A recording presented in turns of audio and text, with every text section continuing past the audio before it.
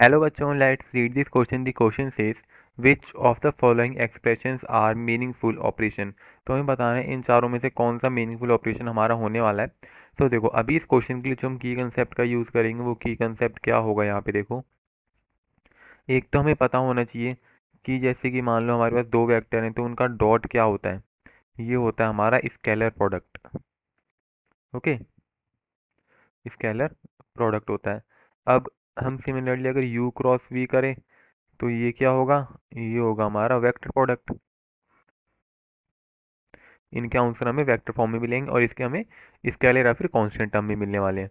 तो इनको ध्यान में रखते हुए इस क्वेश्चन को हम सॉल्व करेंगे। तो यहाँ पे अभी ऑप्शन नंबर ए को देखते हैं कि ऑप्शन नंबर ए क्या कहता है। ऑप्शन नंबर में है U vector dot V vector cross W vector. अब देखो यहाँ पे वी क्रॉस डब्ल्यू करेंगे तो हमारे पास वेक्टर आने वाला है, वेक्टर प्रोडक्ट आएगा। अब ये वेक्टर प्रोडक्ट आया।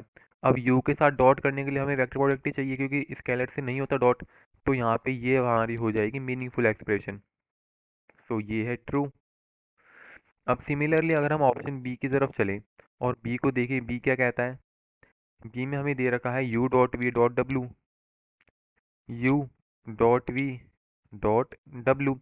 अब यहाँ पे जब हम u डॉट वी करेंगे तो ये तो हमें स्केलर देगा या फिर कोई कांस्टेंट नंबर देने वाला है, कांस्टेंट नंबर देगा। अब हम कांस्टेंट का डॉट अगर डब्ल्यू के साथ करें ये पॉसिबल नहीं है। तो ये हमारा हो जाएगा नॉट पॉसिबल।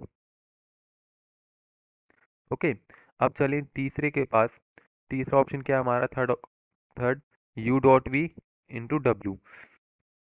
तो हमारा क्या है U dot V into W vector. अभी सिंपल मल्टीप्लिकेशन में है वेक्टर। तो देखो अब यहाँ पे यू डॉट वी करेंगे, ये हमें कांस्टेंट टर्म देगा, कांस्टेंट या फिर स्केलर, हम कुछ भी कह सकते हैं, स्केलर निकलने वाला है। अब ये हमारा यहाँ से मल्टीप्लाई में है, डॉट में नहीं है।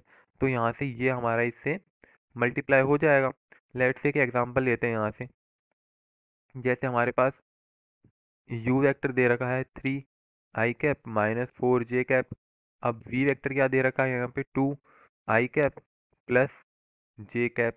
अब इनका u डॉट v क्या होगा हमारे पास, देखो यहाँ पे u डॉट v क्या निकल के आएगा, 3 2 6, 6 माइनस 4। तो ये हो गया 2 जो क्या है स्केलर। अब यहाँ पे w वेक्टर ऐड करते हैं। जो w वेक्टर है वो क्या दे रखा है हमें, 6 i cap minus j cap, कुछ भी मान लेते हैं। तो यहाँ से अब इसको मल्टीप्लाई करेंगे हम 6 i cap minus of j cap. Simple multiplication है तो इसको तो हम कर सकते हैं। तो ये क्या हो जाएगा 12 i cap minus of 2 j cap. तो ऐसे करके हमारा जो सेकंड एक्सप्रेशन है वो भी ट्रू होने वाला है। सेकंड नहीं, ये थर्ड एक्सप्रेशन है हमारा, ये हो जाएगा ट्रू। अब बात करें फोर्थ एक्सप्रेशन की। अब फोर्थ एक्सप्रेशन क्या बोल रहा है यहाँ पे, u cross v dot W. अब डी ऑप्शन क्या है हमारा, वो है u cross v dot W. अब ये देखो, अब v डॉट डब्ल्यू को जब हम इसको सॉल्व करेंगे तो यहाँ से क्या निकल के आएगा, ये हमारा आएगा स्केलर प्रोडक्ट, स्केलर या फिर कांस्टेंट नंबर आएगा। अब हमें पता है कि अगर क्रॉस करना है हमें तो वो दो वेक्टर के बीच में पॉसिबल है। तो यहाँ पे एक तो हमारा वेक्टर है लेकिन दूसरा हमारा कांस्टेंट टर्म है, तो इसके बीच में क्रॉस नहीं हो पाएगा। तो ये भी नॉट पॉसिबल होगा हमारे लिए, नॉट पॉसिबल। तो अभी इसके लिए जो करेक्ट आंसर हो जाएंगे कौन कौन से हो जाएंगे, देखो एक तो ऑप्शन नंबर बी हमारा करेक्ट हो जाएगा। सॉरी, ऑप्शन नंबर बी नहीं, एक बार देख लेते हैं। एक तो ऑप्शन नंबर ए करेक्ट है हमारा, एक ऑप्शन नंबर सी करेक्ट है। तो option number A and C are the correct answer for this question. I hope you understood well. Best of luck.